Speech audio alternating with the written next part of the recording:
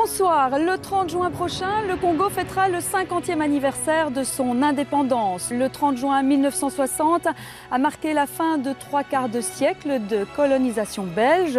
Nous vous proposons une émission spéciale depuis Kinshasa, la capitale de la République démocratique du Congo.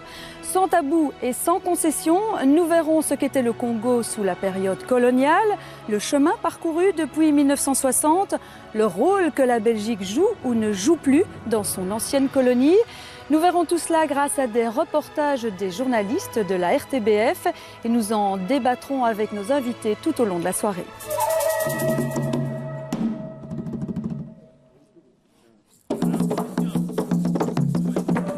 Séjour d'entraînement chez les Bernadettes.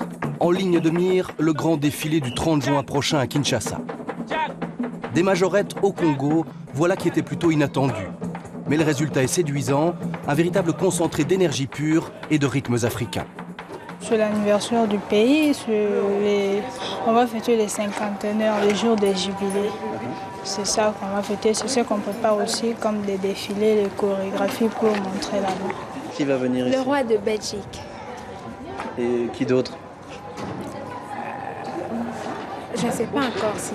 Et c'est important que le roi des Belges vienne ici? Oui, c'est important parce que nous sommes colonisés. Colonisés, c'est chez les Belges. 1, 2, 3. 1, 2. Ok, jusqu'à combien? Jusqu'à 3. 6 à 7 heures de travail par jour, le programme est serré. Le 30 juin, c'est déjà dans quelques jours. Ok? Oui. Écoutez le tam-tam, écoute le tam-tam. Gauche, droite, gauche, droite, gauche, droite. Pas d'approximation, pas de laisser-aller. C'est qu'il s'agit d'être à la hauteur des attentes et de l'événement. Il va falloir maîtriser la chorégraphie pour le défilé. Gauche, droite,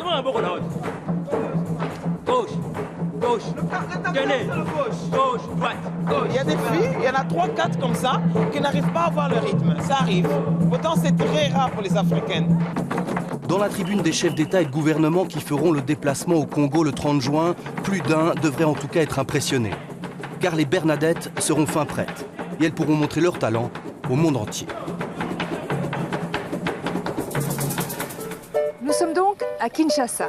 Ici, nous sommes dans les jardins de la primature. La primature, aujourd'hui, c'est le bureau du Premier ministre de la République démocratique du Congo. Mais jusqu'en 1960, c'était le palais du gouverneur général. C'était donc ici que se trouvait le siège de la plus haute autorité de la colonie. En 1960, il y avait près de 85 000 Belges au Congo. Aujourd'hui, ils sont à peine 4 500. C'est que des milliers de Belges ont quitté précipitamment le pays après les troubles qui ont suivi l'indépendance. 50 ans plus tard, certains ont voulu revoir ce pays, revoir l'ancienne colonie, retrouver ceux qui ne sont jamais partis. C'est un reportage d'Isabelle Eusel. Une photo? Oui. Un lettre. Nicole Debelle n'est pas une touriste comme les autres. Si elle est aujourd'hui à Kinshasa, c'est parce qu'elle y a passé les 12 premières années de sa vie. Aujourd'hui, elle est repartie sur les traces de son enfance. C'était il y a 50 ans et elle s'en souvient, comme si c'était hier. J'ai pris le train ici pour aller avec les scouts à Roucan quand j'avais 8 ans à Collet. Normalement, c'était vide, oui, c'était bien organisé, oui. Toute la journée dans ce bus, elle revisitera Kinshasa. Dans sa tête, les souvenirs défilent. Certains sont heureux, d'autres le sont moins. Arrivée au port, impossible de ne pas se remémorer cette journée de juillet 60. C'est le jour de la fuite, précipitée. Le matin même, elle ignorait encore qu'elle allait quitter le pays pour toujours. Et on devait fuir, toutes les femmes et les enfants, et les hommes devaient rester ici, on ne savait pas quoi. Alors vraiment, moi j'avais justement mon sac d'école, mon cartable, avec les cadeaux de ma confirmation. Comme tant d'autres Belges, Nicole Debelle est partie, d'autres ont décidé de rester. C'est le peuple le plus accueillant.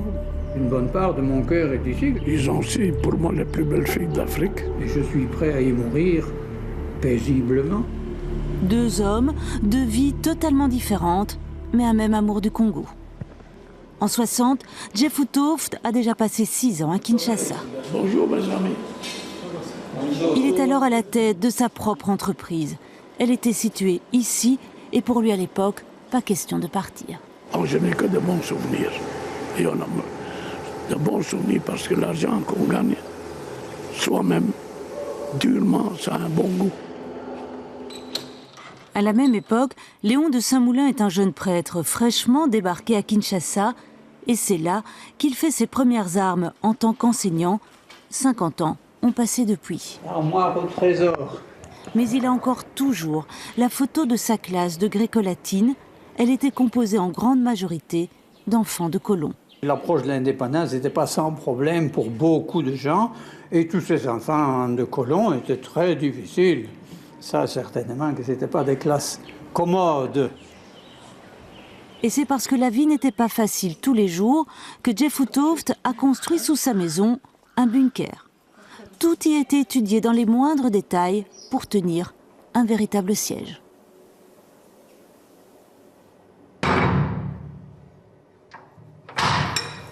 Et je me suis dit, un jour, ce peuple va se soulever. Mais à ce moment-là, ça devient incontrôlable. Moi, je vais me cacher. Ils prennent ce qu'ils veulent en dehors de nos vies et de notre sécurité. Moi, en tout cas, je veux une place où je suis sûr qu'on ne peut pas m'avoir. Son bunker a servi 2 fois, lors d'émeutes, dans les années 90. Des émeutes, le père Léon de Saint-Moulin en a connu aussi, dans ce quartier, du temps où il faisait la messe tous les dimanches. C'était en février 92, et ce jour-là, devant l'église, on a tiré sur la foule. Les gens disaient « Couchez-vous, père, couchez-vous ». Moi, je disais, ils ne vont pas facilement tirer sur un blanc, j'étais plus ou moins en sécurité, mais il y a quand même encore quelqu'un qui a été tué là, juste à côté de moi. Malgré les coups durs, ou peut-être à cause d'eux, Léon de Saint-Moulin n'a jamais quitté le Congo. Et comme lui, Jeff Uthoofd estime que sa vraie patrie est ici. Et si Nicole Debelle est partie il y a 50 ans, le Congo occupe toujours dans son cœur une place importante. Nous sommes toujours à la primature, c'est l'ancienne résidence du gouverneur général du Congo. À mes côtés, Liliane Davin. Vous travaillez ici au Congo dans le domaine de l'aviation. Ça fait des années que vous vivez au Congo. Qu'est-ce qui vous pousse à rester ici? C'est mon pays, j'ai élu domicile ici. Je ne vois pas ce que je pourrais faire d'autre. Je suis très bien au Congo, je suis adaptée, je suis adoptée. Et je pense que ça, c'est une grande qualité des Congolais, c'est de pouvoir nous prendre en tant que Belge au Congo, parce que je ne suis pas belge. C'est comme ça que vous vous définissez? Oui, je ne suis pas belge, je suis belge au Congo. C'est une nouvelle nationalité qui devrait être d'ailleurs donnée. Alors, vous êtes resté au Congo malgré les difficultés rencontrées ces dernières années? Oui, certainement. Je suis restée parce que quand on est adopté dans un pays, on ne doit pas s'encourir quand tout va mal et revenir quand tout va bien. Si on a élu domicile ici, on y reste pour le bien et pour le meilleur et pour le pire. Alors, votre mari qui travaille ici au Congo sera bientôt pensionné. Vous allez devoir vivre ailleurs. Vous allez quitter le Congo. Vous allez partir en France et pas en Belgique. Vous allez pouvoir vous adapter? Ça va être très difficile. On va devoir s'arracher, ça c'est sûr. À certains points... Vous êtes ému même en disant? Oui, oui, parce que c'est mon pays. Mon fils est enterré ici, tout. Mais vous reviendrez? Certainement, certainement. On cherchera des moyens à revenir comme des groupes de voyage et tout. Mais c'est vrai qu'il faut partir de ce pays parce que quand on est pensionné, on ne peut plus apporter quelque chose. Et il restera que de bons souvenirs parce que les mauvais souvenirs, on les oublie. Et voyons le bon côté de la médaille, le Congo est très attachant. Depuis l'indépendance du Congo, 50 ans ont passé. Que sait-on encore ici de l'histoire du Congo? Que savez-vous du Congo belge? C'est la question que nous avons posée à de nombreux Congolais. Le Congo belge, pour nous, je ne sais pas. Malheureusement, je ne sais pas. Je sais bien que notre pays, le Congo, a été colonisé par un pays, la Belgique. Et après un certain moment, on a eu notre indépendance, un certain 30 juin. C'est ce que je connais du Congo belge. En tout cas, je ne sais pas beaucoup. À l'époque du Congo belge, moi j'étais encore trop petit. C'est pas tellement beaucoup. Il n'y a pas vraiment grand-chose comme souvenir. Moi, j'ai étudié à l'époque du Congo belge. La scolarité était gratuite. Les soins de santé étaient vraiment à la portée de tout le monde. Vous comprendrez bien aussi que pendant à l'époque de la colonisation, dans tous les villages, le Belge était installé. Il y avait des véhicules, il y avait des approvisionnements, il y avait les centres de santé, il y avait les écoles de bonne qualité. Le Congo belge est parti, les Belges sont partis, ils ont laissé le Congo belge, le Congo en chantier aujourd'hui, on regrette. C'est à cet endroit précisément qu'ont éclaté les émeutes de Léopoldville en janvier 1959 à cause de l'interdiction d'un meeting politique qui demandait la fin de la colonisation. Quelques jours plus tard, le roi Baudouin promet de conduire les Congolais vers l'indépendance. Histoire d'une indépendance précipitée. Regardez la séquence qui va suivre. Jusqu'en 1960, pour bon nombre de Belges, le Congo c'est ceci. Une population noire épanouie qui accueille en chantant le roi Baudouin pour le remercier de tous les bienfaits apportés par les Blancs. La preuve par l'image que la colonisation est bonne pour tout le monde.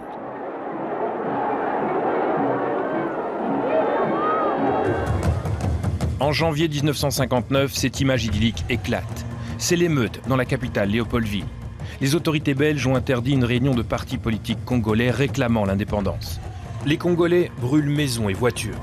L'armée et la police tirent. Il y a 42 morts. Non, tout le monde n'apprécie pas les colons belges. C'était une découverte pour les Européens beaucoup plus que pour les Africains. Ils se sont dit, mon Dieu, ces gens existent. Et ils ont eu la trouille de leur vie. En Belgique, le gouvernement veut éviter de nouvelles violences. Le roi fait une promesse aux Congolais. Notre ferme résolution est aujourd'hui de conduire sans atermoiement funeste, mais sans précipitation inconsidérée, les populations congolaises à l'indépendance, dans la prospérité et la paix. Une table ronde est organisée en Belgique. D'un côté, le gouvernement belge, de l'autre, les représentants des partis congolais. Deux personnalités fortes s'imposent. Kasavubu, qui fut un des premiers à réclamer l'indépendance, et Patrice Lumumba, un homme qui ne mâche pas ses mots. La Belgique a compris les prix que nous attachons à notre liberté et à notre dignité humaine. Elle a compris que le peuple congolais ne lui est pas hostile, mais qu'il réclamait simplement l'abolition du statut colonial qui faisait la honte du XXe siècle. La question principale est quand ? Quand le Congo sera-t-il indépendant ? Les Belges veulent attendre plusieurs années et n'abandonner que petit à petit le pouvoir aux Congolais. Les Congolais, eux, veulent tout de suite. Ils finiront par imposer leur point de vue. La date de l'indépendance est fixée au 30 juin 1960. Mais avant d'en arriver là, des élections sont organisées au Congo en mai. Lumumba est nommé Premier ministre. Je vous assure Kasavubu devient président. Que je ne m'y attendais pas. Fin juin, le roi Baudouin arrive à Léopoldville pour proclamer l'indépendance. Durant sa traversée de la capitale, un spectateur lui vole son sabre. Un noir s'empare de l'objet représentant la puissance du blanc. Tout un symbole. Lors de la cérémonie, le roi lira un discours très paternaliste. Il insiste uniquement sur les bienfaits de la présence des Blancs. Il occulte les pages sombres de la colonisation. L'indépendance du Congo constitue l'aboutissement de l'œuvre conçue par le génie du roi Léopold II, entreprise par lui avec un courage tenace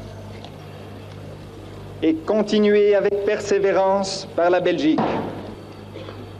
Pendant 80 ans, la Belgique a envoyé sur votre sol les meilleurs de ses fils. Patrice Lumumba réagira en prenant la parole alors que ce n'est pas prévu par le protocole.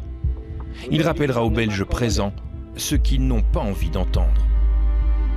Nous avons connu les ironies, les insultes, les coups que nous devions subir matin, midi et soir, parce que nous étions des nègres.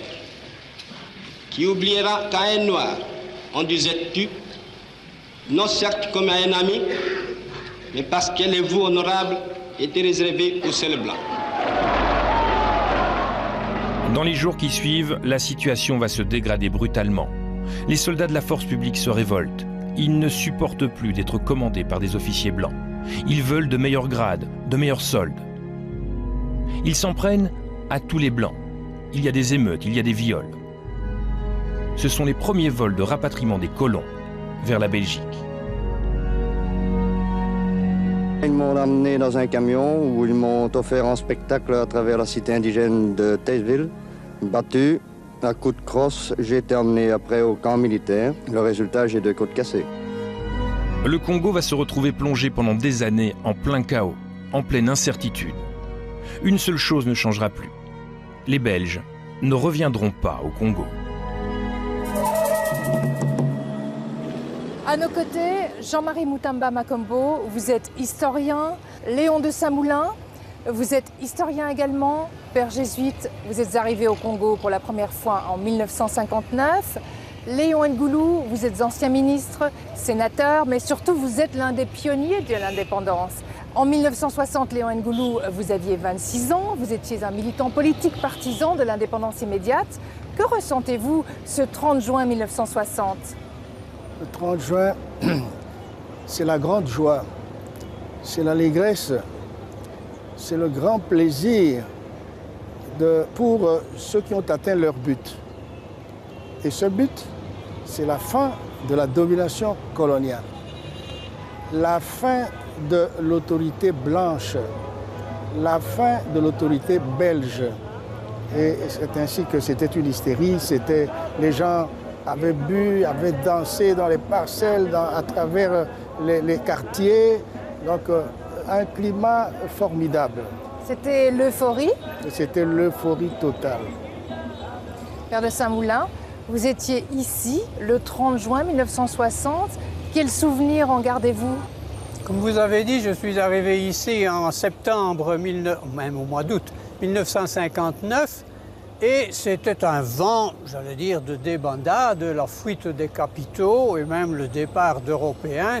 Il y avait peu d'Européens qui étaient ici avec leurs familles encore pour le 30 juin. Alors que tout se soit passé assez bien, était un sentiment de grande joie. Le 1er juillet, il y a eu un défilé ici sur l'avenue de la Victoire. Nous sommes à quelques mètres de l'avenue de la Victoire, où j'ai participé. J'ai été parmi ceux qui regardaient. Et à l'époque, ce fut vraiment une fête. Mais en même temps, pour moi, c'était comme le 8 mai 1945. On nous a dit pendant 5 ans, pendant la guerre, après la guerre, ça allait tout arranger. Et les gens sont arrivés à l'indépendance exactement avec le même sentiment, comme vient de dire M. Ngoulou, que c'était la libération et l'aboutissement. Mais du côté des Belges, comment est-ce qu'on réagit à ce moment-là? Est-ce qu'on est inquiet? Certainement qu'on était inquiet en arrivant au 30 juin et pendant le discours du roi. Il y a des gens qui étaient satisfaits, mais il y en a qui ont aussi senti que ça n'avait pas la longueur d'onde qu'il aurait fallu pour que ça puisse être bien accueilli. Ce discours n'a suscité aucun applaudissement avant la fin. Protocolairement, on l'a applaudi, mais il n'a pas répondu aux attentes. Et quand Lumumba a pris la parole, chez les Blancs, il a suscité évidemment une frustration, un sentiment d'injustice, qu'on leur reprochait des choses qu'ils n'avaient pas faites et je ne sais pas tout quoi. Donc une tension chez les Blancs, certainement qu'elle existait. Mais je répète, au total, on est arrivé le soir du 30 juin avec un sentiment de fierté d'avoir quand même pu aboutir. C'était une réussite. Monsieur Mutamba, on a souvent dit que l'indépendance est arrivée trop tôt, que les Congolais n'étaient pas prêts et beaucoup auraient souhaité postposer cette indépendance. Qu'en pensez-vous? Pas prêt, je ne sais pas, mais en tout cas les Congolais désiraient cette indépendance-là. Ils désiraient cette indépendance depuis qu'il y avait eu les manifestes. Il y avait des discussions entre Congolais et les Congolais aspiraient à être maîtres de leur destin. Eh bien, on va voir comment ça se passait avant l'indépendance. Jusqu'en 1960, c'était l'administration territoriale, 100 000 fonctionnaires belges qui géraient ce pays grand comme 80 fois la Belgique. Le pays était très bien organisé, mais les Congolais, les Noirs, comme on disait à l'époque, n'avaient pas voix au chapitre, ou si peu. Les Blancs et les Noirs vivaient tout à fait séparément. Aujourd'hui, on ose parler d'apartheid pour le Congo belge. Regardez cette séquence, elle est réalisée par Gérald Vandenberg. À l'invitation du roi Léopold II, ce monarque au long regard... C'est en fouillant dans les archives cinéma de l'époque que l'on comprend quel regard les Belges du Congo portaient sur la population noire. Le commentaire des événements les plus banals est teinté de racisme ordinaire. L'éducation physique est partout à l'honneur. Les mouvements d'ensemble exécutés au rythme des chants ont la faveur des petits noirs. Les bassins de natation les attirent irrésistiblement. Les Noirs, naturellement propres, aiment l'eau. Dans toutes les grandes villes du Congo, deux mondes existent en parallèle. Il y a les quartiers blancs, où se succèdent les villas, et puis il y a la cité noire, où le niveau de vie est bien inférieur. En dehors du travail, blanc et noir ne se fréquentent absolument pas. Eux pouvaient venir se promener dans notre cité où nous habitions, mais toi, tu ne peux pas aller te promener là où ils habitent. Ce n'est que si ton patron blanc t'appelle que là, tu peux y aller. S'il n'a rien dit, tu ne peux pas. En ville, les Belges ont leurs loisirs, leur nourriture, leur lieu réservé, leur manière de vivre. Seuls les boys, les domestiques noirs, partagent un peu ce monde des Blancs. Un noir ne pouvait pas participer dans des buvettes européennes. Un noir ne peut pas manger avec un blanc. Même avec un blanc ensemble, il ne peut pas. Même se saluer, ces choses, insérer la main non plus. C'était un apartheid de fait, mais est-ce que ça impliquait un certain racisme de part et d'autre? Je crois que tout apartheid implique un certain racisme. Mais ce n'était pas un racisme de supériorité écrasante et hargneuse. C'était une séparation. C'était une séparation qu'on croyait, nous, admise des deux côtés. Des transformations merveilleuses s'opèrent. Ces enfants, hier incultes et sauvages à peine couverts d'un pagne, deviennent disciplinés, lisent, écrivent et calculent. Le système scolaire instauré par les Belges au Congo est une des plus grandes réussites de la colonisation. En 1960, près de 80% de la population sait lire, écrire et calculer. L'école primaire est donc particulièrement développée. L'école secondaire prendra aussi de l'ampleur à la fin de la période coloniale. En revanche, le colonisateur blanc évitera soigneusement de pousser les Noirs à faire des études supérieures. Les Congolais étaient maintenus à un niveau très bas et bloqués dans toute évolution. C'était une des plaintes, entre autres. Ils pouvaient, par exemple, à Kisantu, nous formions des assistants médicaux. Mais ces assistants médicaux étaient vraiment très bien formés, techniquement, humainement parlant. Ils étaient très bien formés d'une telle manière qu'ils faisaient le travail d'un médecin. Ils sont lancés dans le travail, ils exercent leur profession, mais ils ne sont pas rémunérés comme un médecin. C'est réservé aux Blancs, c'est réservé aux Européens. Après interrogation, tests et sondages, les inspecteurs de l'enseignement reconnaissent nos jeunes Noirs aptes aux études à l'égal de leurs émules d'Europe, sous réserve toutefois d'un développement moins complet des facultés intellectuelles. L'Européen trouvant, en marge de ses activités scolaires, beaucoup plus d'occasions de les exercer. Ne pas avoir des élites, c'est éviter d'avoir des problèmes. Parce que les élites, c'est des gens... justement, le savoir est quelque chose de très ambigu, c'est une arme. Si on donne à décoloniser une arme, ils pourront un jour s'en servir contre la colonisation. Dans les dernières années de la colonie, les Belges favoriseront l'émergence d'une classe moyenne noire qui aura accès aux études supérieures et à des emplois mieux payés. Ils les appelleront les évolués. Mais on continuera malgré tout à leur apprendre à garder leur place. Les élèves se rendent au champ pour les travaux manuels. Couper l'herbe avec une machette sous le soleil d'Afrique, voilà une occupation qui remplira ces futurs évolués de respect pour le dur labeur de leurs frères moins fortunés. Évolués, ils le seront. Mais il ne faut pas qu'ils se croient pour cela d'une essence supérieure à celle de leurs frères moins avantagés. C'est vers ceux-ci qu'ils devront se pencher plus tard, pour élever la masse indigène tout entière. Cet apartheid à la belge aura des conséquences après l'indépendance. Lorsque les fonctionnaires belges, effrayés par les violences, retourneront chez eux, il n'y aura pas de Congolais suffisamment formés pour les remplacer. Le Congo verra s'effondrer son économie, son enseignement, ses hôpitaux en quelques années. Et 50 ans plus tard, ils ne se sont toujours pas redressés. Léon Ngoulou, vous avez bien connu, vous, cette période coloniale. Alors, est-ce que ça se passait vraiment comme dans le document qu'on vient de voir? Exactement. Exactement. Nous vivions dans nos cités noires et les Blancs vivaient dans leur cité blanche. On ne se fréquentait pas. C'était comme ça jusqu'en 1958. C'était séparé, complètement séparé.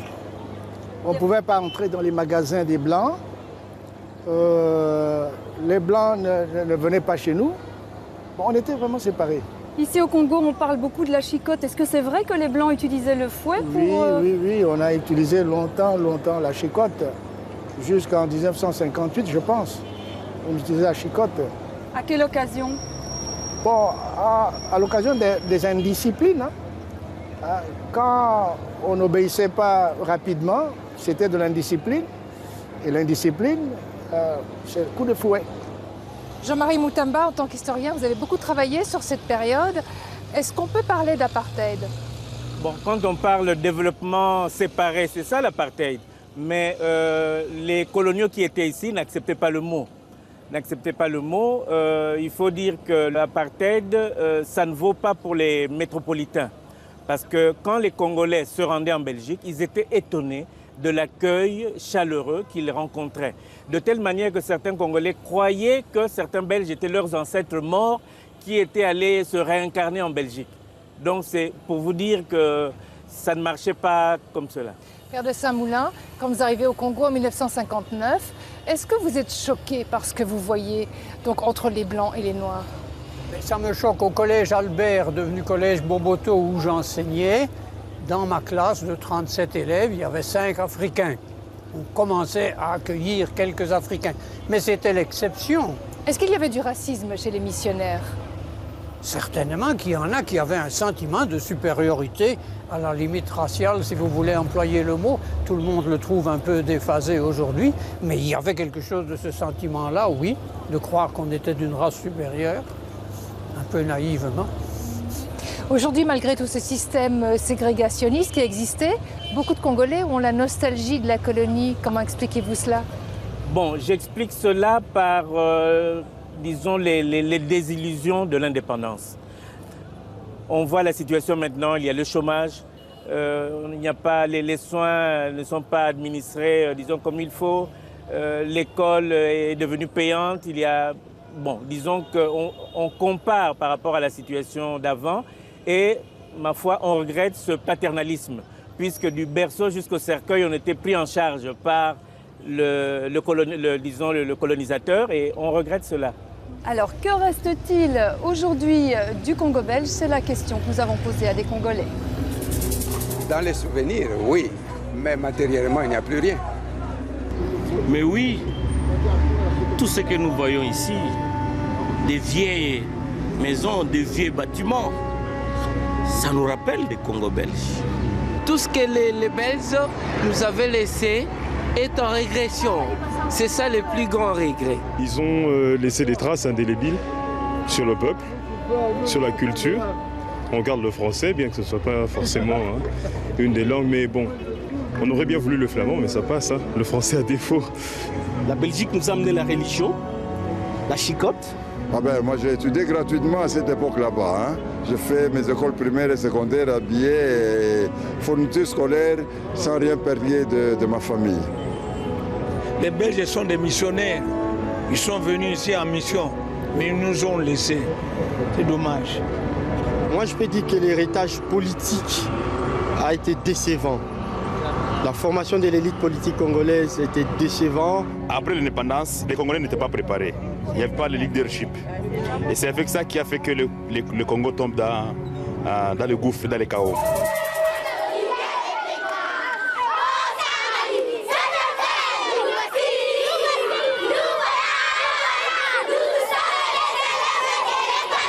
Nous sommes au lycée lycée Bossingani, un lycée construit par les Belges en 1928.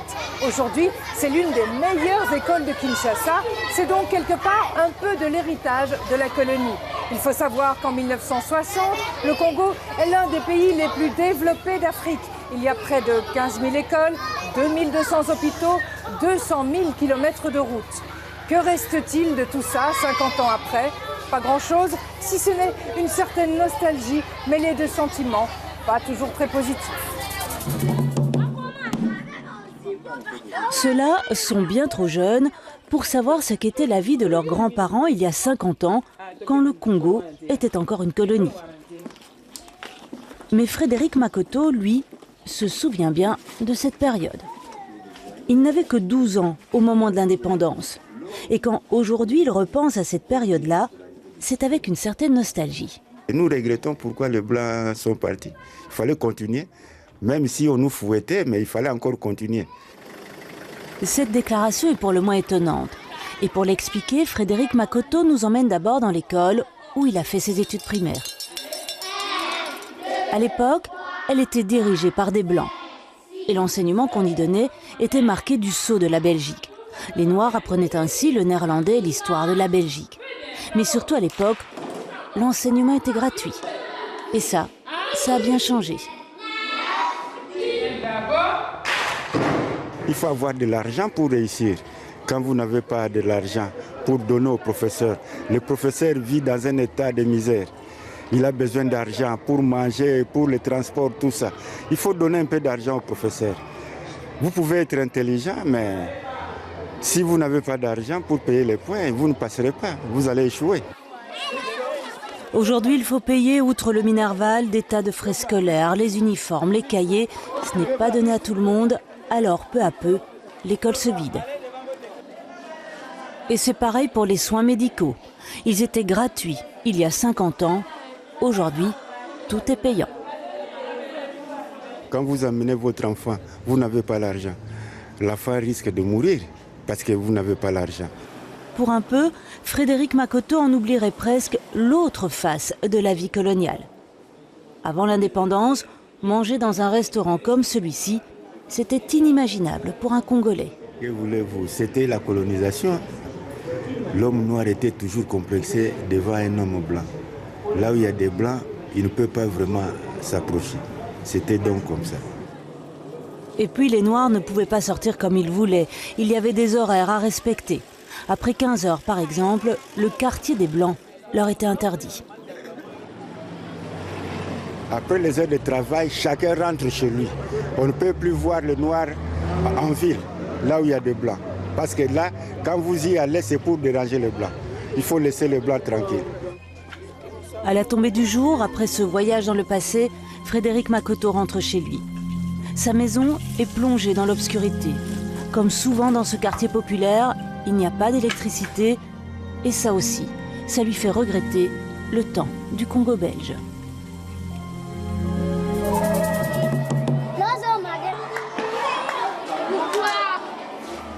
Nous sommes toujours au lycée Bossingani. Nous accueillons Constantin Tchiala. Vous êtes ancien ministre. Vous avez aussi participé au premier Parlement congolais en 1960. À vos côtés, Freddy Mulumba. Vous êtes le directeur du quotidien Le Potentiel. Alors, Freddy Mulumba, que retiennent les Congolais de la période coloniale ? Oui, je pense qu'il y a d'abord des générations. La première génération retient au moins l'organisation, les temps où, ils disent d'ailleurs, et même les temps où les trains partent à l'heure, du temps de la colonisation. Aujourd'hui, on voit qu'il y a des retards, les choses sont désorganisées. Ça, c'est l'ancienne génération, et il y a la nouvelle génération qui ne retient presque rien. Mais il faut dire que d'une manière générale, si aujourd'hui on parle en français, vous savez, c'est grâce aux Belges. C'est aussi un héritage. Oui, c'est un héritage qu'on a eu la Belgique, mais la Belgique, curieusement, ce n'était pas des francophones qui nous ont appris à parler français, ce sont des Flamands. Je pense que quand on lit l'histoire, les Flamands pensaient qu'il faut que les Congolais, en dehors des Français, connaissent leur propre langue. Nous sommes le seul pays, peut-être africain, où on a appris à écrire et à parler nos langues maternelles, donc langue autochtone, quoi. Donc ça, c'est un grand héritage. Aujourd'hui, si on parle la francophonie, c'est grâce à la Belgique. Que c'est ça qui fait que parfois, il y a une certaine nostalgie de la période coloniale ici ? Mais je pense que c'est peut-être au niveau des élites, parce que les Belges, quand ils étaient là, beaucoup n'avaient pas beaucoup étudié, hein, mais du moins les choses marchaient. Mais aujourd'hui, on a beaucoup de gens qui ont fait de grandes études et rien ne tourne. Donc c'est l'opinion qui s'interroge. Est-ce que nos élites, pourquoi elles ne sont pas capables de faire comme les élites blanches du temps de la colonisation? Je pense que c'est ça le fond du problème. Constantin Tiala, vous avez bien connu cette période coloniale. Qu'est-ce qui reste aujourd'hui du Congo belge? Eh bien, pour moi, je dis qu'il y a beaucoup de choses qui restent encore. Vous avez les écoles. Comme nous sommes ici, par exemple, ça a été construit par les Belges. Ce ne sont pas les gouvernements congolais qui ont construit.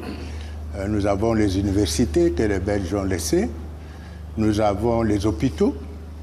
Vous savez qu'avant l'indépendance, nous étions en Afrique centrale ici. Nous avions de meilleurs hôpitaux. Et même l'Afrique du Sud. Les Blancs de l'Afrique du Sud venaient se faire soigner au Congo. Est-ce qu'il reste quelque chose dans les mentalités, vous qui aviez bien connu les Belges? Ben, oui. Oui, parce que, comme il vous a dit là-bas, on continue toujours à se référer aux Belges. On dit, mais puisque les Belges ont fait ceci, pourquoi est-ce qu'on ne sait pas faire ça aussi à notre époque? Donc, c'est-à-dire qu'on n'a pas oublié les Belges comme tel. Freddy Moulumba, on entend parfois des Congolais qui disent il faudrait que les Belges reviennent. Est-ce qu'il y a vraiment beaucoup de gens qui pensent comme ça? Non, je ne pense pas que beaucoup de gens pensent ainsi. Mais c'est qui est vrai qu'il y a quand même un regret du temps de la colonisation. C'est que nos parents nous disent, hein, on frappait, on fouettait, mais au moins on mangeait. Aujourd'hui, non seulement on nous frappe, donc par nos propres frères qui ont accédé au pouvoir, mais aussi on manque à manger. Donc ça pose un problème. Ils disent, mais pourquoi ces gens qui ont fait de grandes études ne parviennent pas à gérer l'État correctement par rapport aux Blancs? Donc, il mieux vaut que les Blancs reviennent. Mais en fait, ce n'est pas les Blancs de revenir, mais au moins que les élites congolaises prennent conscience pour qu'ils gèrent l'État comme les Blancs. Héritage aussi de la période coloniale, les Congolais qui vivent en Belgique, ils sont près de 60 000, dont une partie a demandé la nationalité belge. Alors quel regard portent-ils sur le Congo d'aujourd'hui? Comment vivent-ils en Belgique? Se sentent-ils un peu belges ou sont-ils restés profondément congolais? C'est un reportage à Bruxelles de Bernard Leplat. Madi est née à Kinshasa. En 1991, ses parents ont fui les troubles et les pillages qui ravagent la capitale congolaise. Elle se retrouve en Belgique et entame des études. Aujourd'hui, elle travaille à l'Université libre de Bruxelles. Pour garder ses racines, elle plonge régulièrement et avec gourmandise au cœur de Matongé, le quartier congolais de Bruxelles. La cuisine, c'est le lien. C'est le lien que nous gardons avec là-bas, c'est le lien que ici on ne se sent pas seul, parce que la cuisine chez nous c'est ouvert, donc il y a toute la famille qui vient, les amis, et on peut faire une tablée. En général, une femme congolaise qui fait une petite casserole de 2 personnes, je n'ai jamais vu. En général, au minimum, c'est pour 6 ou 8 personnes. Entre Bruxelles et Kinshasa, l'aller-retour est ici permanent. Entre robe et pagne, l'hésitation de la femme quotidienne. La façon dont elle va le mettre, on saura si elle est joyeuse, si elle est fâchée, si voilà, donc tout ça et voilà, donc c'est ça. Votre voisine, elle est joyeuse ou elle est fâchée aujourd'hui? Elle est classe.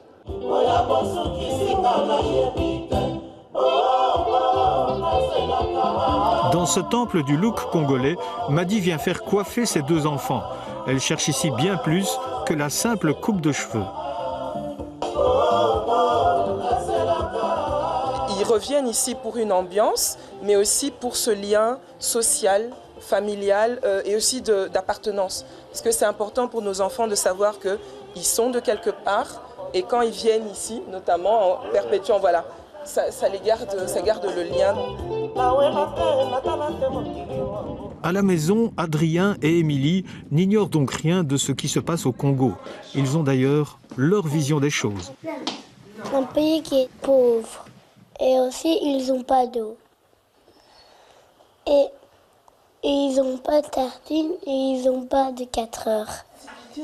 Révoltée par le sort réservé aux femmes congolaises dans l'est de Congo, Madi a choisi aussi d'être militante. Elle a expliqué son combat à ses enfants. Là, au Congo de maman, il y a des gens qui sont très méchants, qui, avec des fusils, font peur aux madames, font peur aux petites filles, aux petits garçons comme vous, et qui leur font très très mal. Et cette douleur, ces enfants n'arrivent pas à dormir, et mes enfants ont conscience de ça. Au Congo de maman, Émilie aimerait devenir architecte, Adrien cuisinier, mais le Congo dont il rêve sera, on l'espère, différent du Congo d'aujourd'hui. 50 ans après l'indépendance, le Congo est-il devenu un État démocratique? À qui profitent ces richesses? Comment vivent les Congolais aujourd'hui? 50 ans plus tard, où en est-on? Nous avons posé la question, regardez. Ah, ça c'est vraiment catastrophique. Vous le voyez vous-même. Il n'y a pas à dire. Ça se voit, ça se lit. C'est facile à voir. Ah, le Congo d'aujourd'hui, vraiment, c'est fauché. Nous sommes dans un pays dont tout est délabré. Pas de route, pas d'eau, pas d'électricité. 50 ans après, le Congo, c'est devenu une poubelle. Et nulle part. Nulle part. Nous ne sommes nulle part. Toutes les structures sont bousillées. Ah, c'est justement les dirigeants, le leadership. Nous n'avons pas de dirigeants qui ont les soucis du Congo. On doit moderniser la ville, on doit vraiment arranger les routes, tout et tout, mais c'est pas avec la Belgique, hein. C'est avec la Chine, voilà, ça doit être clair. Rien ne va.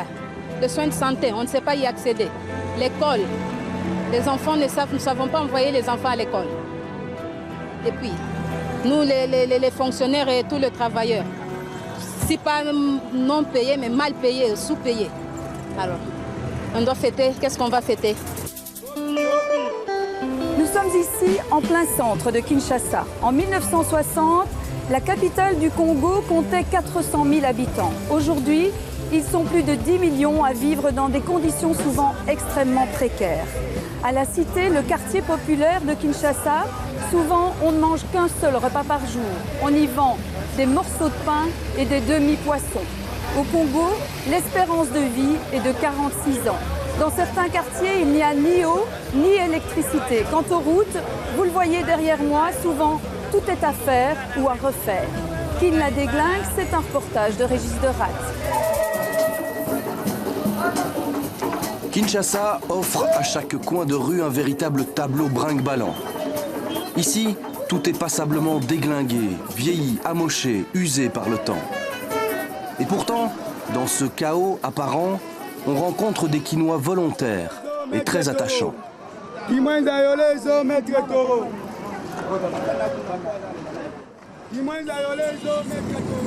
Prenons Lévis par exemple, il est chauffeur de taxibus. C'est l'un des métiers très en vue à Kinshasa. Même si cela ne veut pas dire que la tâche soit facile pour autant. Et chaque fois on a des problèmes, vous avez des eaux stagnantes comme ça. Surtout ici, voilà, peut-être que là, il y a vraiment, on ne saura pas vraiment passer par là. Il faut au moins une jeep. Là, je dois me débrouiller, chercher des tronçons là où c'est un peu praticable. Il faudrait qu'on dévie. Voilà. Pour Nadine aussi, la journée commence. Elle espère trouver un bus pour rejoindre son lieu de travail. Et comme chaque matin, elle sait que ce n'est pas forcément gagné. Pour aller au travail, il faut être posé, calme. Mais quand vous arrivez à l'arrêt de bus, vous vous battez pour entrer dans les transports. On arrive là-bas peut-être fatigué, sali. Donc, c'est pas aussi égayant. Lévis, lui, travaille de 6 à 20 heures. Une bonne journée peut rapporter jusqu'à $40. Il en touchera 10%. Le reste, c'est pour son patron, le propriétaire du véhicule. Cadence. $4, c'est peu pour une journée de travail, d'autant qu'il doit encore payer le carburant et la commission du receveur, sans oublier la poisse, la casse. Ce que nous gagnons, au lieu de les garder, nous les gaspillons dans des ventes de pièces chaque fois, une semaine, 2 semaines après. Cause quoi? L'état des routes délabrées. Nadine doit encore marcher 20 minutes avant d'arriver à la maison communale où elle travaille. Elle est fonctionnaire au service du budget dans l'une des communes de l'agglomération de Kinshasa. Bonjour à tous. Bonjour. Les lieux sont pour le moins exigus. 15 fonctionnaires sont réunis, pour ne pas dire confinés, sur quelques mètres carrés. Normalement, chaque service devait avoir son bureau, ce qui n'est pas le cas ici. Là où vous êtes, c'est le bureau de l'antenne de fonction publique. Derrière vous, le secrétariat. Ici, c'est le budget. Et pas d'aération particulière. La chaleur ambiante est suffocante. Pourtant, l'inconfort n'est pas le problème principal. Et alors, est-ce que vous êtes payé normalement? On n'est pas payé normalement. L'enveloppe salariale est très minime par rapport à ce que nous avons comme besoin. Et vous êtes payé tous les mois? Non, nous avons des arriérés. On ne sait pas régner les 2 bouts du mois. C'est pratiquement impossible. Comment vous faites alors?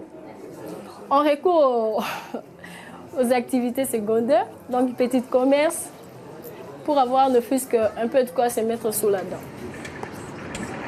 Au Congo, en l'absence d'État, la débrouille est devenue la règle. Chacun fait ce qu'il peut comme il peut dans la déglingue ambiante. Ici, ce sont les jardiniers à l'ouvrage dans des potagers infestés de sacs plastiques. Là, ce sont les vendeurs sur le marché. Ils hésitent entre résignation et fatalisme. Nous souffrons pour prendre l'argent. Beaucoup de souffrance. Regardez comme je fais. Les mamans se débrouillent, les jeunes n'ont pas de travail. Bon, c'est difficile. Hein? Alors, à quelques encablures des commémorations du 50e anniversaire de leur indépendance, les Congolais n'ont pas vraiment l'esprit à la fête. En fait, quand on est joyeux, satisfait, quand tout marche, mais s'il n'y a rien qui marche. On va bien sûr fêter le nombre d'années. Pour moi, c'est ça, rien que le nombre d'années même. Le bilan est vraiment négatif. Hein. La faute n'est pas seulement aux autorités actuelles, mais du moins de ceux qui nous avaient dirigés auparavant. Ouais. Ils n'avaient pas vraiment pris en charge les responsabilités, hein, chercher un peu à construire, à reconstruire le pays. Hein. Ils cherchaient au moins, du moins, à se satisfaire eux-mêmes. La plupart de nos dirigeants, ils voient plus leur propre intérêt au lieu d'aider les sociales du pays. C'est ça. Et ça se vérifie depuis des années? Oui, ça fait un bon bout de temps. Ça fait un bon bout de temps. Les Congolais espèrent aujourd'hui des responsables politiques pour lesquels la notion d'intérêt général serait une priorité.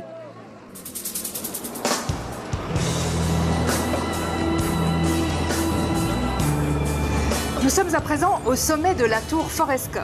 La tour Forescom a connu ses heures de gloire dans les années 50. C'est ici que le roi Baudouin a même passé une nuit en 1955 lors de son premier voyage au Congo.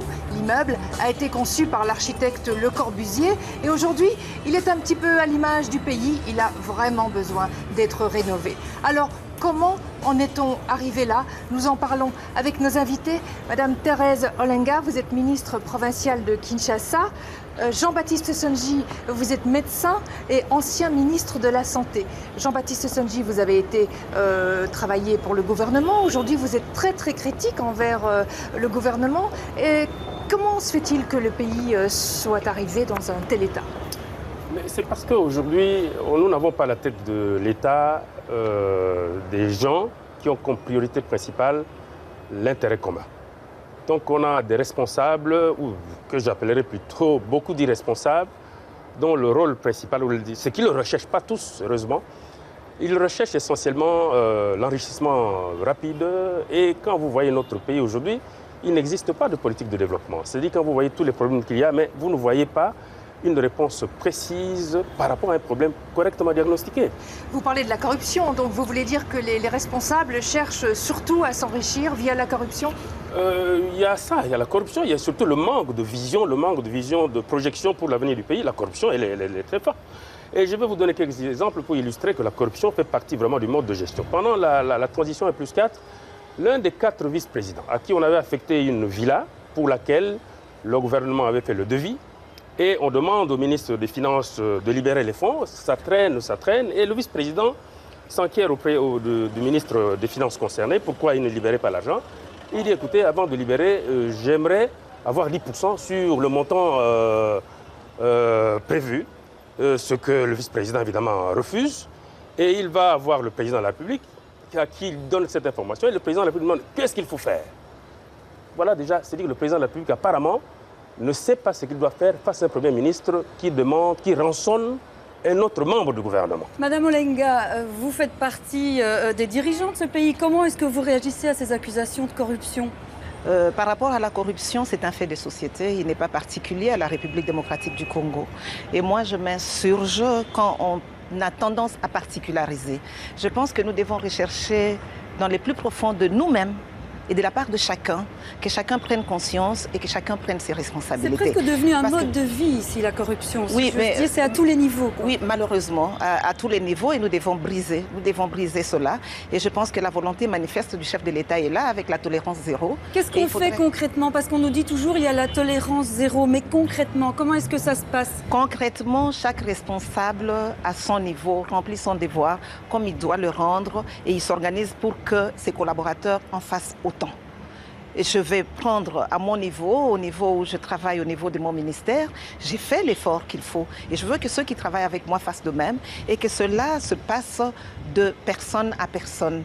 Et là, l'interpellation est lancée au niveau le plus haut. Il faut les lancer aussi à tous les niveaux et au niveau le plus bas. Alors, et la réponse, la vraie réponse, madame, excusez-moi, la vraie réponse, quelqu'un l'a identifié ici, c'est un opérateur social, c'est dans le changement de mentalité. Alors justement, on a vu dans le reportage à quel point la ville de Kinshasa est dans un état, on l'appelait qu'il la déglingue, c'est pas pour rien. Comment ça se fait qu'il n'y a pas de route et pas d'infrastructure ici? Ça, c'est votre responsabilité. Vous avez montré un visage qui est vrai, je ne peux pas le nier, de la ville de Kinshasa, mais j'aurais été heureuse que vous puissiez montrer aussi l'autre visage qui est vrai, c'est le visage de la ville en pleine reconstruction. Des personnes ont témoigné. Que l'on verra aussi d'ailleurs.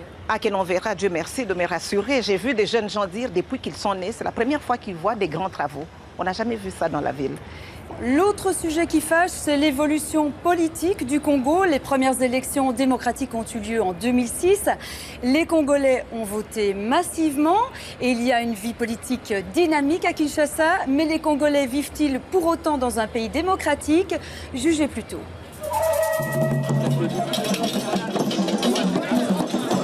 Ce jour-là, le PPRD fête son 8e anniversaire. C'est un cap pour le parti du président de la République. Joseph Kabila ne compte d'ailleurs plus ses supporters. Il est le premier président d'être voté dans notre pays. À l'époque, il y avait faux élections. Il y avait des couleurs entre vert et rouge. Si tu votes rouge, là tu es assassiné. Mais pour l'instant, monsieur, il n'y a plus de couleurs. Il y a des noms de gens et de personnes. Pour l'occasion, chacun est siglé à l'effigie du parti. Drapeaux, boubous, t-shirts, pagnes ont été distribués. Le PPRD s'affiche partout et sur tout le monde. Même les dirigeants du parti ont visiblement soigné leur look. Solution, solution. Francis Kalombo est député fédéral. Ses partisans l'ont baptisé Francis Solution. Je me suis beaucoup plus rapproché d'eux et c'est comme ça qu'ils m'appellent Solution. Je résous leurs problèmes. Et les gens vous connaissent alors ici? Est-ce que vous me connaissez? Oui.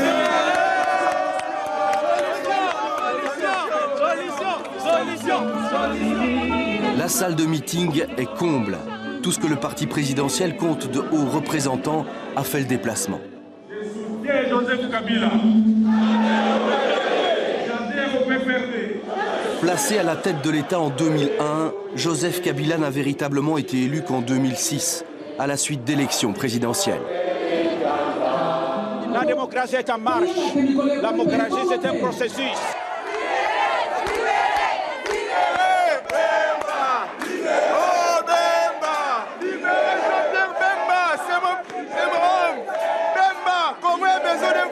Le MLC, lui, n'est pas à la fête en ce moment. Comme si la cure d'opposition ne suffisait pas, le leader du parti Jean-Pierre Bemba est emprisonné aux Pays-Bas dans l'attente d'un procès. L'ancien rebelle doit y répondre de crimes de guerre. Ici, on parle d'un procès politique, de liberté bafouée et d'intimidation répétée. Actuellement, il n'y a pas de démocratie. Pourquoi vous dites ça? On ne respecte pas les droits humains. Il n'y a même pas la liberté d'expression. Même un t-shirt, si déjà Pierre Bemba Gombo, je ne peux pas porter ça. Voilà, comme ça, si tu portes ça, c'est tout un problème. Il faut ça comme ça. Il faut couvrir ça. Si vous marchez comme ça, vous aurez des problèmes avec ces gens-là. Les leaders de l'opposition confirment ces pressions latentes.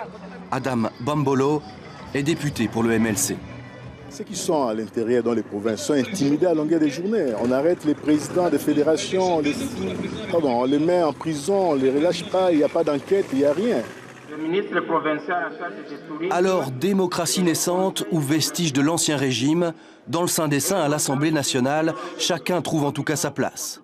Les kabylistes, les lumumbistes, les anciens rebelles et même les moboutistes. Seules les femmes, finalement, sont largement sous-représentées.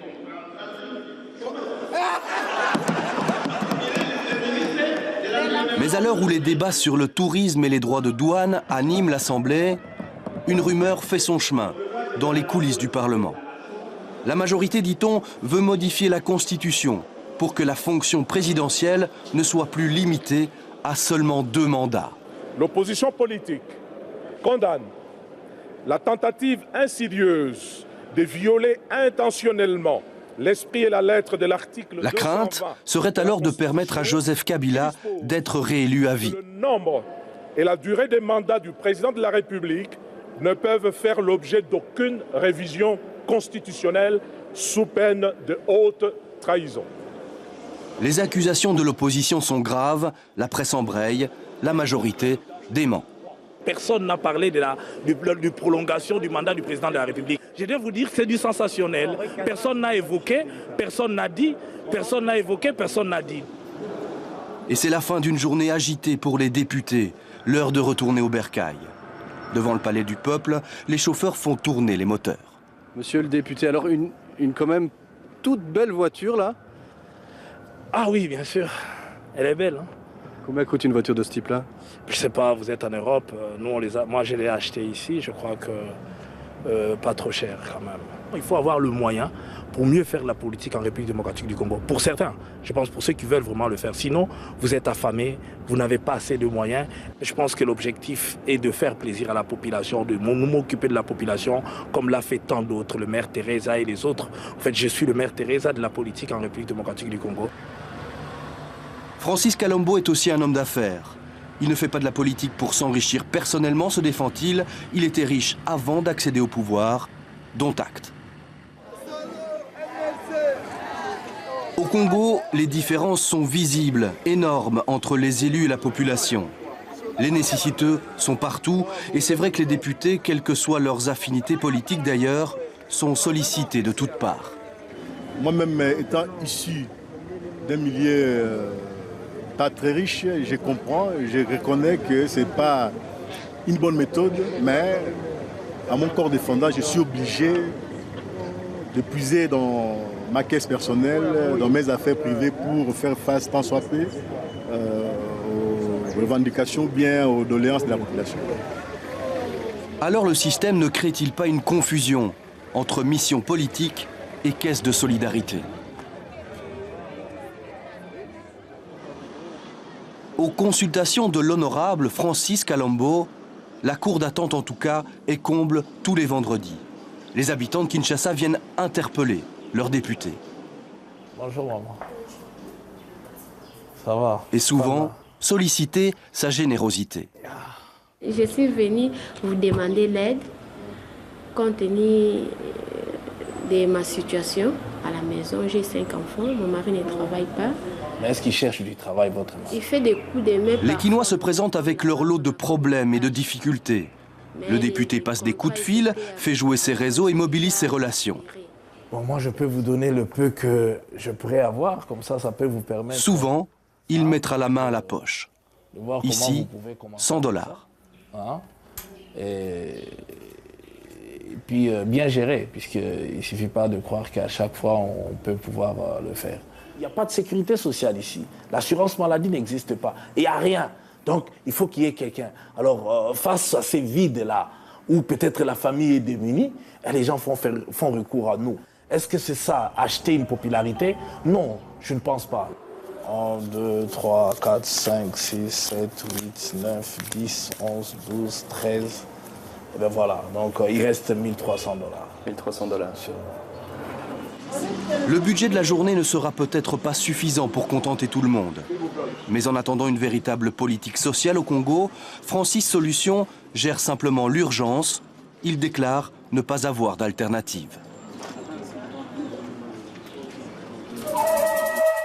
Nous retrouvons Thérèse Olenga, vous êtes ministre de la ville de Kinshasa, ministre provincial.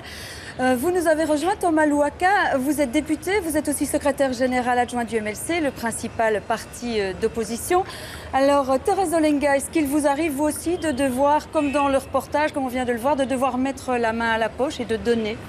Je vais vous parler franchement que la meilleure réponse, c'est organiser le système de sécurité sociale. Ainsi, on aura répondu de manière durable aux problèmes de la société. Et pour cela aussi, il faut amener le Congolais à l'esprit d'entrepreneuriat. Il faut offrir des opportunités de travail de manière à élargir notre assiette budgétaire. Mais est-ce que vous avez des pressions? Est-ce que vous devez aussi parfois mettre la main à la poche? Les pressions existent indubitablement et notre coutume veut que la générosité soit de mise. Mais vous savez, quand on résout un problème aujourd'hui, on ne sait pas répondre à tous les problèmes d'une personne et encore moins le refaire demain et après-demain. Thomas Louaka, est-ce que le Congo est vraiment un pays démocratique? Est-ce que vous pouvez faire comme vous le voulez votre travail d'opposition? Non, pas du tout, pas du tout.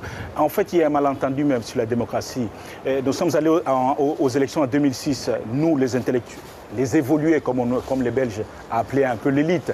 Nous avons voulu régler un problème intellectuel, les questions de la légitimité. La population espérait que la démocratie allait améliorer les conditions de vie, mais aujourd'hui, concrètement, dans la vie politique telle qu'elle se passe, il y a une démocratie de façade. On dit parfois que les militants de l'opposition sont harcelés et aussi les militants des droits de l'homme. Est-ce que c'est vrai? Oui, c'est vrai, parce qu'en fait, la réalité, c'est quoi? Nous avons fait ces élections démocratiques en 2006, mais les structures de l'État qui sont restées, c'est les structures de l'État dictatorial de la Deuxième République qu'on n'a pas démantelé.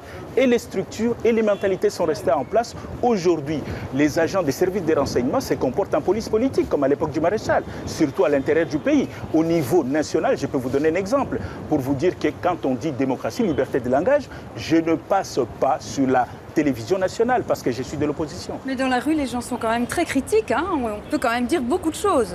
Oui, tout à fait. Les gens sont critiques, disons, dans l'informel, mais celui, nous, peut-être parce que nous avons l'immunité parlementaire, nous pouvons critiquer, mais la démocratie, nous pouvons lui dire, s'exerce dans un îlot qu'on appelle le Parlement.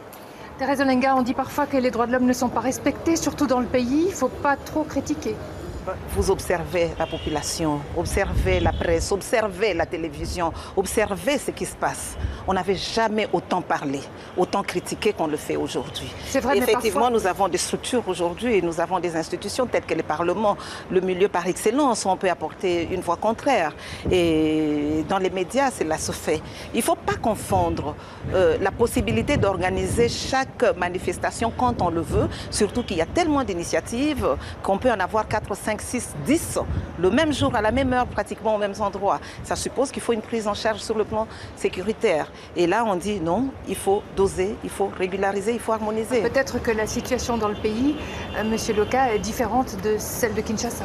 Oui, tout à fait. Il y a une petite particularité à Kinshasa, peut-être due à la présence de la communauté ou des représentants, beaucoup d'expatriés, beaucoup d'ONG, mais à l'intérieur du pays, nous recevons des rapports de la population et de nos militants.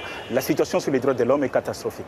Alors on entend souvent ici, Madame Olenga, vous êtes responsable politique, on entend souvent que le vrai pouvoir, c'est le président Kabila, voire son entourage, que c'est là que se prennent vraiment toutes les décisions. Comment est-ce que vous réagissez à ça? Non, je vais vous dire que le chef de l'État, par la Constitution, il n'a pas été élu que pour inaugurer les chrysanthèmes. Il a une vision et c'est sur son programme d'ailleurs qu'il a été élu. Il est important qu'il puisse assurer les suivis et il est important que son cabinet apporte la main à la pâte, surtout sur le plan de la réflexion. Mais le centre du pouvoir, le chef du gouvernement, reste le Premier ministre, raison pour laquelle d'ailleurs il a interpellé au Parlement. Et c'est lui qui justifie de son action et vous ferez mieux de lui poser la question, lui. Thomas Louaka, qui dirige selon vous? Non, le pays, la réalité est que le pouvoir aujourd'hui, le pouvoir politique, est situé à la présidence de la République, contrairement à l'esprit et à la lettre de notre Constitution, où nous avons voulu éviter le piège de l'homme providentiel.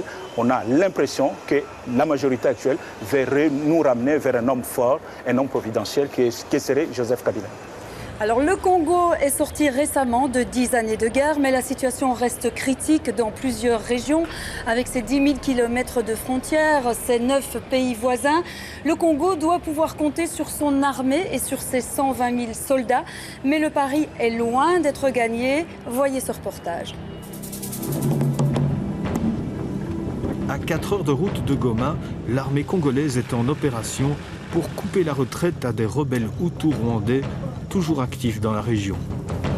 270 hommes sont mobilisés pour l'occasion, anciens rebelles locaux, ex-partisans Tutsi de Laurent Nkunda, le côté hétéroclite de l'armée congolaise saute aux yeux. Si la nourriture fait défaut ou que les soldats ne sont pas payés, ces hommes sont tentés de reprendre leurs habitudes de maquisards, se servir sur la population.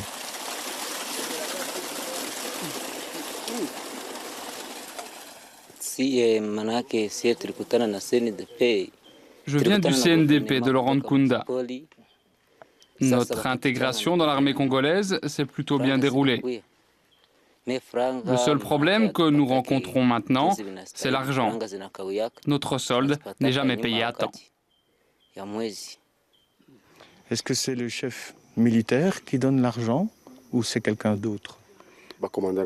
C'est le commandant qui nous paie, normalement à la fin de chaque mois. Les commandants auraient une fâcheuse tendance à empocher cette solde. Quant à la nourriture, on tente de nous faire croire que ces rations sont distribuées quotidiennement.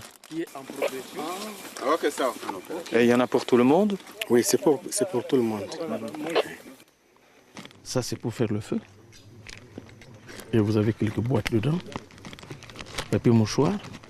Ici, vous avez les ingrédients, le café. En réalité, il s'agit de rations des casques bleus. Les soldats congolais n'y ont droit que lors des opérations conjointes. La population locale se méfie donc de cette armée. Alors, l'état-major a mis en place un numéro de téléphone d'urgence. Tout désordre de la troupe peut y être signalé. Mais les appels sont rares. Nous avons tenté de savoir pourquoi. La population locale n'a pas ce numéro, on ne l'a pas. Mais si, on l'a. Mais quand on le trouve et qu'on l'appelle, ils arrivent toujours en retard. Est-ce qu'ils se méfient de l'armée congolaise?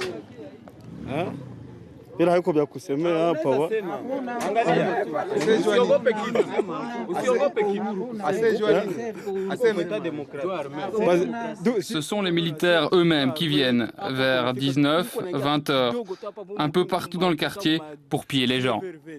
Certains pilleurs ou violeurs se retrouvent pourtant à la prison de Goma.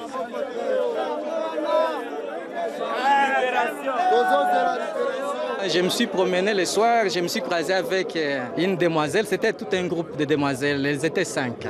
Et maintenant j'ai sollicité une, nous sommes convenus, puis je suis passé nuit avec cette fille-là. Maintenant on a dit non, je me suis accouplé avec une fille qui n'avait pas l'âge. En un an, le nombre de ces prisonniers a diminué de moitié. Un phénomène que le général Mayala n'hésite pas un seul instant à attribuer à la nouvelle discipline qui règne dans ses rangs. Les gens ont peur parce qu'il y avait l'impunité qui existait. Et maintenant, avec les punitions, les différentes punitions qui sont entrées aux militaires, ça donne quand même un exemple à suivre. Les militaires ont peur maintenant de poser un acte négatif. Des actes négatifs, certains chefs de l'armée congolaise continuent à en commettre. Plusieurs ONG congolaises les ont dénoncés et en cas d'opération conjointe, la MONUC ne veut plus voir certains gradés congolais sur le terrain. Ce sont des gens qui sont accusés d'avoir violé les droits de l'homme dans le passé, mais dont la culpabilité n'est pas encore prouvée. Les militaires que nous aidons doivent être absolument irréprochables en matière de respect des droits de l'homme. Le général Mayala encaisse la critique, mais se justifie. Nous sommes une armée jeune. Nous avons accepté de prendre n'importe qui faire partie de cette armée. Et ça, c'est pour le prix de la paix. Nous allons procéder à un recrutement. Nous allons poser un certain nombre de critères à respecter. Vous ne remplissez pas les conditions, on vous met dehors. Ça, c'est le choix. Nous n'avons pas fait ça. Donnez-nous le temps et nous allons mollo. Et nous sommes presque au bout du tunnel. C'est la population congolaise qui paye le prix de cette paix. Et elle estime que ce prix est encore et toujours trop élevé. Freddy Mulumba, vous êtes journaliste, directeur au quotidien Le Potentiel. Le Congo a connu plusieurs guerres ces dernières années. Est-ce qu'il dispose aujourd'hui d'une armée fiable? En tout cas, il n'y a pas d'armée depuis que le Congo a connu donc, la guerre d'agression. Nous avons actuellement, je dirais, un peu des milices. À travers le système de brassage et de mixage, on a récupéré tous les rebelles, les pilleurs. C'est eux maintenant qui composent notre armée. Donc c'est pas une armée. Il n'y a pas d'armée. Donc demain, le Congo ne peut pas se défendre s'il est agressé. En tout cas, c'est difficile que le Congo se défende s'il est agressé. Alors comment se fait-il que le gouvernement réclame le départ de la mission de la paix de l'ONU, qui est ici depuis plusieurs années, et ce, dans les mois qui viennent? Oui, je pense que peut-être le gouvernement a ses raisons, mais normalement, il faut que la MONUC parte, quitte un peu les pays, qu'elle laisse les Congolais seuls se battre pour mettre en place une armée républicaine et nationale. Mais s'il n'y a pas d'armée et que la mission s'en va demain, ça risque d'être à nouveau le chaos? Il risque d'y avoir de nouvelles guerres? Je ne pense pas, madame. Je pense que les Congolais sont mûrs pour se mettre ensemble et trouver une solution aux problèmes militaires, aux problèmes de la sécurité.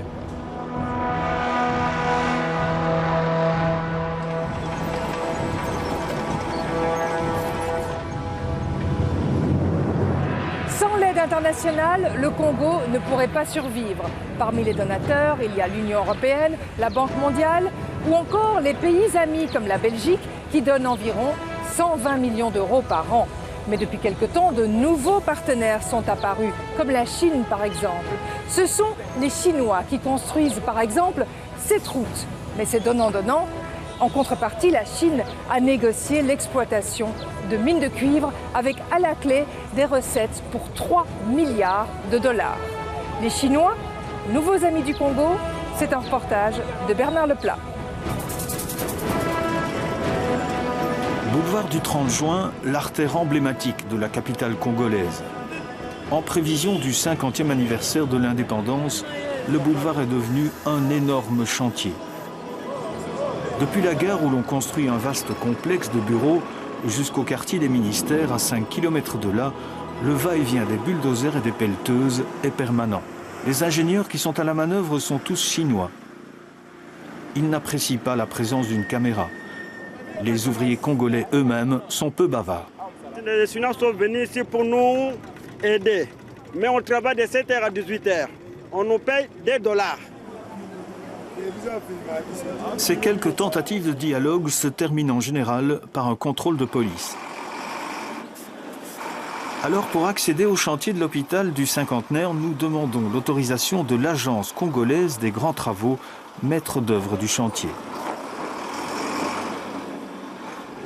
Malgré la présence d'un interprète, les ingénieurs chinois, installés ici en permanence, refusent toujours le contact. Des ouvriers congolais terminent aujourd'hui, avec les Chinois, un chantier entamé par les Belges en 1954. Les Belges, ils ont commencé, puis le projet s'est arrêté. Actuellement, le président, avec son programme de 5 chantiers, il a eu à programmer cet hôpital. C'est comme ça, on va l'achever bientôt maintenant. Alors les Chinois, vous êtes beaucoup dans ce chantier. Comment ça se passe avec eux? Oui, ils nous aident parce que jusque-là, c'est eux qui construisent l'hôpital ici. Mais entre-temps, il y a aussi l'échange de technologies, puisqu'il y a de nouvelles technologies qu'on ne connaissait pas sur place. On est en train d'apprendre. Le Congo est un chantier. Si y a des autres partenaires qui veulent encore venir s'investir au Congo, ils peuvent venir, la porte est grandement ouverte. C'est en échange de concessions minières à long terme, principalement du cuivre, que les Chinois financent ces grands chantiers congolais, montant estimé 6 milliards de dollars. Mais aujourd'hui, les Chinois doutent de la fiabilité de ce marché. Le seul qui ait accepté de s'en expliquer, c'est ce conseiller économique installé dans un bâtiment tout neuf au cœur du quartier des ministères. C'est une banque chinoise qui finance pour l'instant tous ces travaux d'infrastructure. Si tout va bien, nous aurons le revenu des minerais dans 5 ans maximum. Est-ce que les Chinois sont au Congo pour rester? Ça dépend du climat d'affaires. Pour l'instant, il y a des problèmes. Cela doit s'améliorer. Pour l'opposition parlementaire, en tout cas, le Congo n'a rien à gagner dans ce type de marchandage. Les priorités, ce n'est pas d'avoir un Champs-Élysées à Kinshasa. Ce n'est pas ces quelques routes qu'on fait qui vont résoudre le problème des Congolais. Sur le long terme, nous avons hypothéqué l'avenir de nos enfants, puisque en contrepartie de ces quelques 6 milliards dont on parle maintenant, qui viendraient des entreprises chinoises, il y a l'hypothèque de quantité incommensurable de nos richesses naturelles pour plus de 25 ans. Quand la poussière du 30 juin sera retombée, il sera temps de voir si les Congolais pourront réellement profiter des chantiers de la République. Et pour évoquer cette nouvelle coopération, nous sommes dans la chapelle Sims. Elle a été construite à la fin du 19e siècle. C'est la première église protestante de Kinshasa. C'est aussi un lieu particulièrement serein pour évoquer un sujet qui l'est beaucoup moins. À nos côtés, Lambert Mende, vous êtes le ministre de l'Information, vous êtes aussi le porte-parole du gouvernement. Hu Chozon, vous êtes chargé d'affaires de l'ambassade de Chine au Congo. Alors, la première question pour vous, Hu Chozon, vous parlez très bien le français. Est-ce que ça vous aide à comprendre mieux les Congolais? Oui, madame. Bon, comme je parle français, je bien comprendre les Congolais, non seulement les Congolais, aussi les francophones. Vous aimez les francophones? Vous avez d'ailleurs été en Belgique pendant 3 ans. Oui, j'ai déjà travaillé au Bénin, au Mali, en Belgique, et ici c'est le 4e poste. Voilà, au Bénin, au Mali, donc la Chine très présente en Afrique, mais au Congo, vous avez investi énormément. Pourquoi est-ce que la Chine est tellement intéressée par le Congo? À cause de ses richesses? Non. Madame, comme la Chine intéresse le Congo, ce n'est pas pour les richesses. C'est pour, comme la Chine s'intéresse à tous les pays sous-développés de l'Afrique. C'est pour la coopération. Mais ici, vous avez quand même investi 6 milliards de dollars, c'est énorme. Oui, 6 milliards, c'est pour la coopération parce que nous avons bien savoir que le Congo, après la guerre, ils ont besoin de construire beaucoup pour la reconstruction des investissements, comme les chemins, les routes, le chemin de fer, etc. Mais vous allez aussi tirer des gros profits, puisque vous allez avoir les recettes d'exploitation des mines. Ça, c'est la coopération gagnant-gagnant. Comme le gouvernement congolais, ils ont donné une mine pour exploiter. Comme le Congo, comme vous le savez, ça c'est un pays très riche en ressources. Comment utiliser les ressources? Comment exploiter les ressources? Ça, c'est très important. Lambert Mende, 6 milliards de dollars investis par la Chine au Congo, vous ne pouvez pas vous en passer. Je pense que nous n'avions pas le choix, compte tenu de la situation post-conflit dans laquelle nous nous sommes trouvés et de la modicité des propositions que nous faisaient nos partenaires traditionnels face aux besoins immenses de reconstruction. Si cette coopération avec la Chine n'avait pas existé, croyez-moi, il aurait fallu l'inventer pour un pays comme le nôtre. Ils vous offrent quoi, les Chinois, en contrepartie de l'exploitation des mines? Ils nous offrent des infrastructures, c'est-à-dire les moyens de remettre en valeur ce pays qui était en train d'aller à volo, de disparaître tout simplement, sans route, sans chemin de fer, sans hôpitaux. Ce pays ne vaut absolument rien pour son peuple. Et donc nous avons voulu que nos ressources minières servent au moins pour la première fois à des choses qui sont utiles pour le plus grand nombre de nos concitoyens. Monsieur Hu, vous construisez des routes et des hôpitaux, mais vous exploitez des mines. Alors c'est quoi? C'est de la coopération ou c'est du business? Ça, on peut dire que c'est la coopération gagnant-gagnant. C'est 3 milliards pour les reconstructions des infrastructures et 3 milliards pour exploiter la mine. Lambert Mende, quand on entend vos commentaires positifs sur la Chine, est-ce que ça veut dire qu'aujourd'hui, la Chine ou les grands investisseurs étrangers au Congo sont en train de remplacer la Belgique ou ont remplacé la Belgique? Mais pas du tout. Il est très difficile de remplacer des partenaires traditionnels comme la Belgique ou d'autres pays occidentaux. Je pense que cette inquiétude n'est pas du tout fondée. Nous, Congolais, et je pense même nos partenaires chinois, savons très bien que ce qui est en train d'être fait est disons-le, insignifiant par rapport aux besoins réels de développement de ce pays et par rapport aux ressources naturelles dont ce pays dispose. Et les Belges, justement, que font-ils encore au Congo? On sait que très peu d'entrepreneurs belges sont restés, mais l'État belgique aide encore la RDC. Le Congo est même le premier bénéficiaire de la coopération belge. Un exemple parmi d'autres, cette aide à la justice congolaise, une justice fragilisée par la corruption. Voyez ce reportage. Un beau jour, la mère d'Agnès a pris sa petite fille par la main. Elle est venue ici, dans la boutique de droit d'Avocats sans frontières. Et là, elle a raconté le viol dont Agnès, 6 ans, a été victime. Le violeur est un militaire d'une 60aine d'années.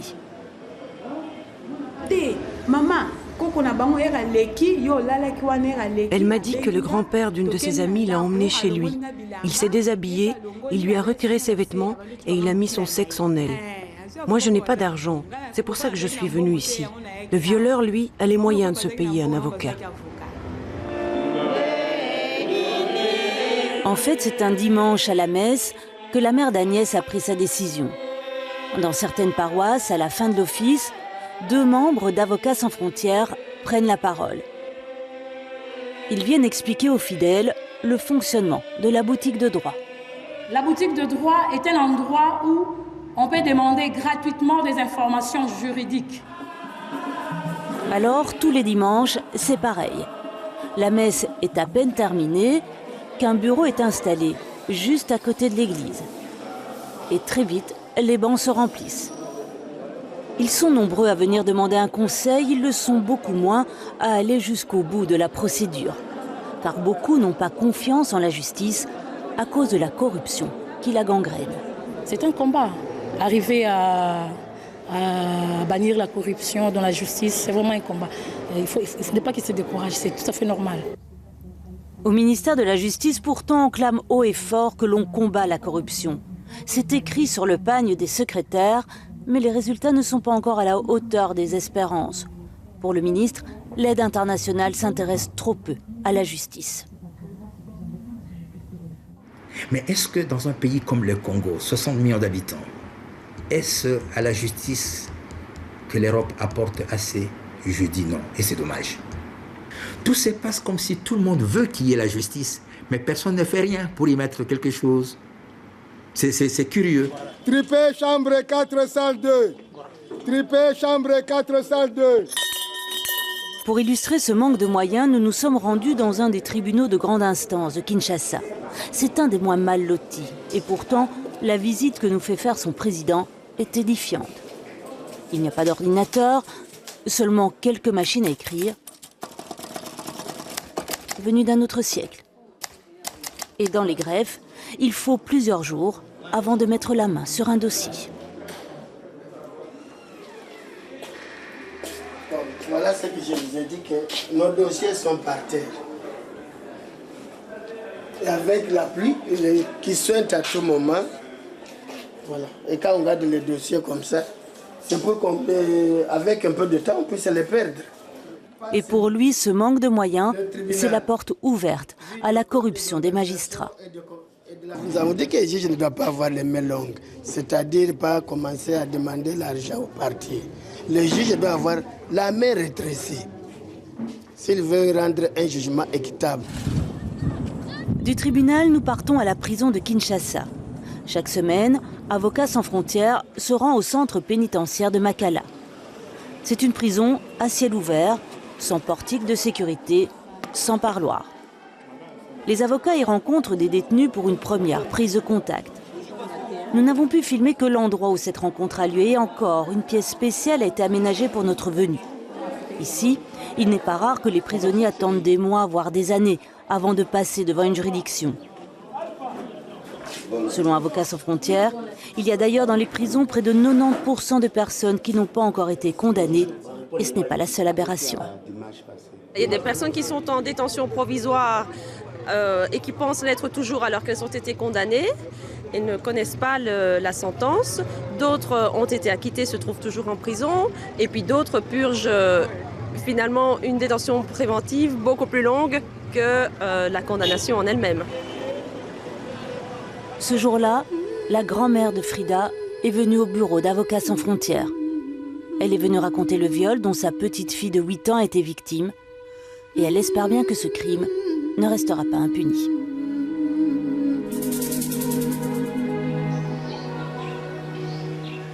Et nous retrouvons Lambert Mende, ministre de l'Information et porte-parole du gouvernement. Et nous accueillons Pierre Dulieu. Vous êtes le directeur de la coopération technique belge au Congo. Lambert Mende, c'est plus facile de faire construire une route par les Chinois que de parler bonne gouvernance et corruption avec les Belges? Nous avons trouvé cette société en l'état où elle se trouvait lorsque nous avons pris en charge le pays après les élections. C'est un fléau, la corruption, nous l'avons reconnu. Nous n'avons pas voulu aborder les choses brutalement. Nous avons fait beaucoup de pédagogie, mais le moment est venu depuis bientôt quelques mois où nous avons dit qu'il faut passer à la phase institutionnelle. Des procès sont organisés de plus en plus, à tous les niveaux. Je pense que la justice va frapper. C'est le principe de la tolérance zéro sur laquelle on a tort de gloser, puisqu'on va voir effectivement les ravages que cette campagne va faire dans les rangs de ceux qui croient que tout est permis dans ce pays. Alors Pierre Dulieu, précisément, est-ce que vous avez, vous, déjà été confronté à des problèmes de corruption ici? Écoutez, j'ai à peu près 30 ans de carrière dans la coopération et dans tous les pays où j'ai travaillé, il y a toujours eu des problèmes de corruption. Donc je pense que ce n'est pas quelque chose qui est typique du Congo. Elle existe. Maintenant, ce n'est pas de la grosse corruption dans le cadre de la coopération au développement, puisque avec les partenaires congolais, nous avons mis en place beaucoup d'instruments qui permettent de contrôler l'utilisation des fonds publics. Et je pense que ce qui est important ici au Congo, c'est qu'on peut en parler avec nos partenaires congolais. Ça vaut la peine de coopérer avec le Congo? Est-ce que les choses changent tout doucement? Certainement. Certainement. Ce n'est qu'une année que je suis ici, donc. Et depuis un an, je dois dire que nous avons d'excellentes relations avec les différents ministères techniques.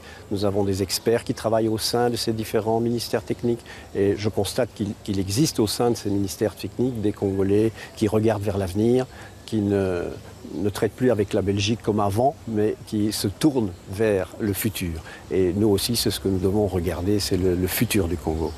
Et justement, un autre Belge, Emmanuel de Merode, travaille au Congo à la demande du gouvernement. Il dirige le parc des Virunga, c'est une des plus grandes réserves naturelles du pays. Reportage Bernard Leplat. Parc national des Virunga, dans l'est du Congo. 8000 km² de forêt équatoriale, de savanes et de volcans. Une faune et une flore à peine préservées de 10 années de guerre. En 1925 déjà, ce qui s'appelait alors le parc Albert était le premier parc national du Congo belge. Il est aujourd'hui dirigé par un prince belge, Emmanuel de Merode. La zone subit d'énormes pressions. Les rebelles Hutus y opèrent de très lucratives coupes illégales de bois. Et en 2007, des populations entières de gorilles, l'emblème du parc, ont été massacrées.